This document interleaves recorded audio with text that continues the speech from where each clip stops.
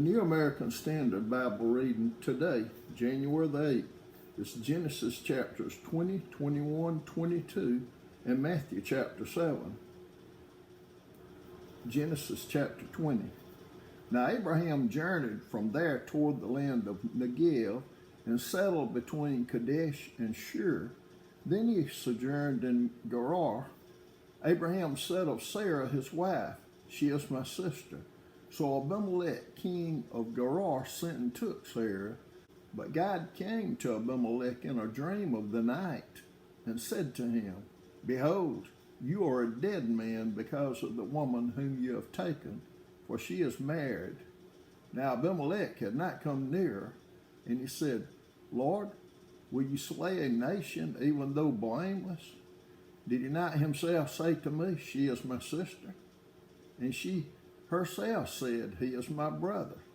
In the integrity of my heart and the innocence of my hands I have done this." Then God said to him in the dream, "Yes, I know that in the integrity of your heart you have done this, and I also kept you from sinning against me. Therefore I did not let you touch her. Now therefore restore the man's wife, for he is a prophet, and he will pray for you, and you will live.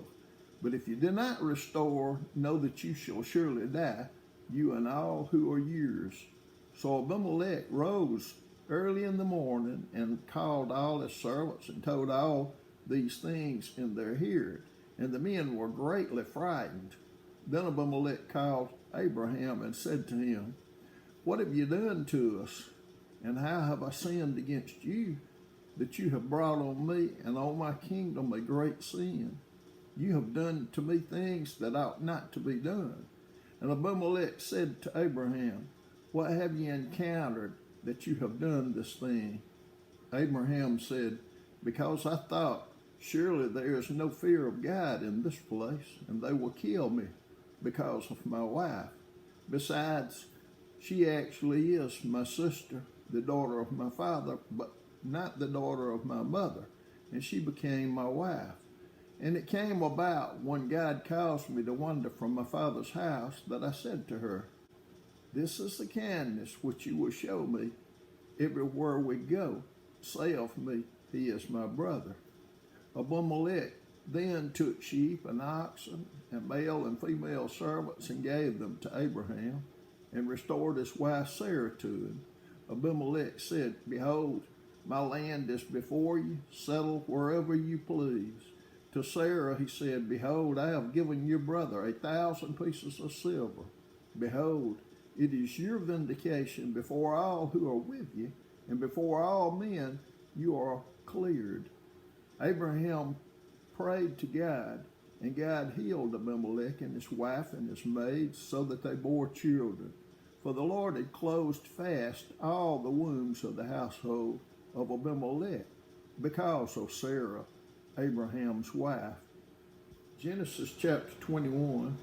Then the Lord took note of Sarah as he had said, and the Lord did for Sarah as he had promised. So Sarah conceived and bore a son to Abraham in his old age, at the appointed time of which God had spoken to him. Abraham called the name of his son who was born to him, whom Sarah bore to him, Isaac. Then Abraham circumcised his son Isaac when he was 8 days old, as God had commanded him. Now Abraham was 100 years old when his son Isaac was born to him. Sarah said, "God has made laughter for me. Everyone who hears will laugh with me." And she said, "Who would have said to Abraham that Sarah would nurse children? Yet I have borne him a son in his old age." The child grew and was weaned, and Abraham made a great feast on the day that Isaac was weaned. Now Sarah saw the son of Hagar the Egyptian, whom she had borne to Abraham, mocking. Therefore she said to Abraham, "Drive out this maid and her son, for the son of this maid shall not be an heir with my son Isaac." The matter distressed Abraham greatly because of his son. But God said to Abraham, "Do not be distressed because of the lad and your maid. Whatever Sarah tells you, listen to her, for Through Isaac your descendant shall be named, and of the son of the maid I will make a nation also, because he is your descendant. Abraham rose early in the morning and took bread and a skin of water and gave them to Hagar, putting them on her shoulder, and gave her the boy and sent her away.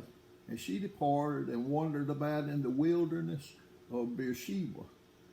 When the water in the skin was used up, she left the boy under one of the bushes. Then she went and sat down opposite him, about a bow shout away, for she said, "Do not let me see the boy die." And she sat opposite him and lifted up her voice and wept. God heard the lad cry, and the angel of God called to Hagar from heaven and said to her, "What is the matter with you, Hagar? Do not fear, for God has heard the voice of the lad where he is. Arise, lift up the lad, and hold him by the hand, for I will make a great nation of him." Then God opened her eyes, and she saw a well of water. And she went and filled the skin with water and gave the lad a drink. God was with the lad, and he grew, and he lived in the wilderness and became an archer. He lived in the wilderness of Paran, and his mother took a wife from him from the land of Egypt. Now it came about at that time that Abimelech and Phicol, the commander of his army, spoke to Abraham, saying, "God is with you in all that you do. Now therefore swear to me here by God that you will not deal falsely with me, or with my offspring, or with my posterity, but according to the kindness that I have shown to you, you shall show to me and to the land in which you have sojourned." Abraham said, "I swear." But Abraham complained to Abimelech because of the well of water which the servants of Abimelech had seized. And Abimelech said, "I do not know who has done this thing. You did not tell me, nor did I hear of it until today." Abraham took sheep and oxen and gave them to Abimelech, and the two of them made a covenant. Then Abraham set 7 ewe lambs of the flock by themselves. Abimelech said to Abraham, "What do these 7 ewe lambs mean, which you have set by themselves?" He said, "You shall take these 7 ewe lambs from my hand, so that it may be a witness to me that I dug this well." Therefore he called that place Beersheba, because there the two of them took an oath. So they made a covenant at Beersheba, and Abimelech and Phicol, the commander of his army, arose and returned to the land of the Philistines. Abraham planted a tamarisk tree at Beersheba, and there he called on the name of the Lord, the everlasting God. And Abraham sojourned in the land of the Philistines for many days. Genesis chapter 22. Now it came about after these things that God tested Abraham and said to him, "Abraham," and he said, "Here I am." He said, "Take now your son, your only son, whom you love, Isaac, and go to the land of Moriah, and offer him there as a burnt offering on one of the mountains, of which I will tell you." So Abraham rose early in the morning and saddled his donkey and took 2 of his young men with him and Isaac his son. And he split wood for the burnt offering and arose and went to the place of which God had told him. On the 3rd day, Abraham raised his eyes and saw the place from a distance. Abraham said to his young men, "Stay here with the donkey, and I and the lad will go over there, and we will worship and return to you." Abraham took the wood of the burnt offering and laid it on Isaac his son, and he took in his hand the fire and the knife. So the two of them walked on together. Isaac spoke to Abraham his father and said, "My father?" And he said, "Here I am, my son." And he said, "Behold the fire and the wood, but where is the lamb for the burnt offering?" Abraham said, "God will provide for himself the lamb for the burnt offering, my son." So the two of them walked on together. Then they came to the place of which God had told him, and Abraham built the altar there and arranged the wood. and bound his son Isaac and laid him on the altar on top of the wood. Abraham stretched out his hand and took the knife to slay his son. But the angel of the Lord called to him from heaven and said, Abraham, Abraham. And he said, Here I am. He said, Do not stretch out your hand against the lad and do nothing to him. For now I know that you fear God, since you have not withheld your son, your only son, from me.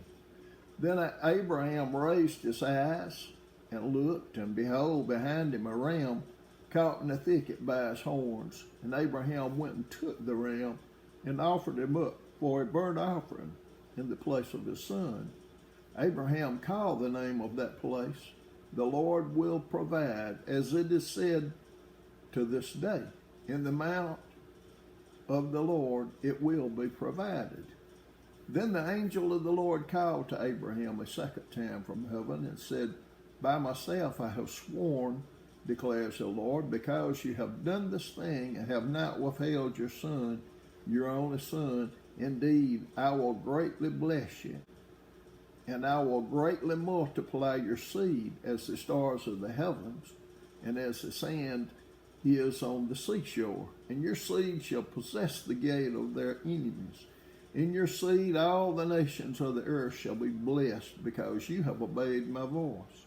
So Abraham returned to his young men, and they arose and went together to Beersheba. And Abraham lived at Beersheba.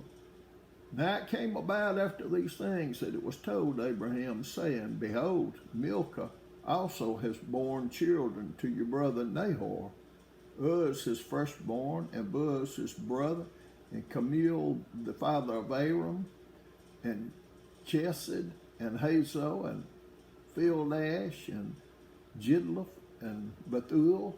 Bethuel became the father of Rebekah.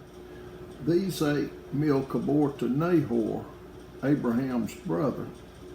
His concubine, whose name was Reumah, also bore Tebah, and Gaham, and Tahash, and Maacah. Matthew chapter 7. Do not judge so that you will not be judged. For in the way you judge, you will be judged, and by your standard of measure, it will be measured to you. Why do you look at the speck that is in your brother's eye, but do not notice the log that is in your own eye? Or how can you say to your brother, Let me take the speck out of your eye, and behold, the log is in your own eye? You hypocrite. First take the log out of your own eye, and then you will see clearly to take the speck out of your brother's eye. Do not give what is holy to dogs, and do not throw your pearls before swine, or they will trample them under their feet, and turn and tear you to pieces. Ask, and it will be given to you. Seek, and you will find. Knock, and it will be opened to you. For everyone who asks receives, and he who seeks finds, and to him who knocks it will be opened. Or what man is there among you who, when his son asks for a loaf, will give him a stone? Or if he asks for a fish, he will not give him a snake, will he? If you then, being evil, know how to give good gifts to your children, how much more will your Father who is in heaven give what is good to those who ask him? In everything, therefore, treat people the same way you want them to treat you. For this is the law and the prophets.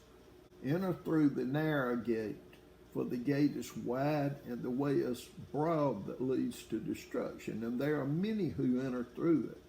For the gate is small and the way is narrow that leads to life, and there are few who find it. Beware of the false prophets who come to you in sheep's clothing, but inwardly are ravenous wolves. You will know them by their fruits. Grapes are not gathered from thorns, bushes nor figs from thistles, are they? So every good tree bears good fruit, but the bad tree bears bad fruit. A good tree cannot produce bad fruit, nor can a bad tree produce good fruit. Every tree that does not bear good fruit is cut down and thrown into the fire. So then, You will know them by their fruits. Not everyone who says to me, Lord, Lord, will enter the kingdom of heaven, but he who does the will of my Father who is in heaven will enter. Many will say to me on that day, Lord, Lord, did we not prophesy in your name, and in your name cast out demons, and in your name perform many miracles? And then I will declare to them, I never knew you. Depart from me, you who practice lawlessness. Therefore, everyone who hears these words of man and acts on them may be compared to a wise man who built his house on the rock. And the rain fell, and the floods came, and the winds blew and slammed against that house, and yet it did not fall, for it had been founded on the rock.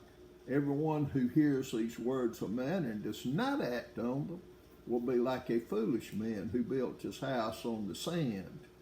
The rain fell, and the floods came, and the winds blew and slammed against that house, and it fell, and great was its fall. When Jesus had finished these words, the crowds were amazed at his teaching, for he was teaching them as one having authority, and not as their scribes.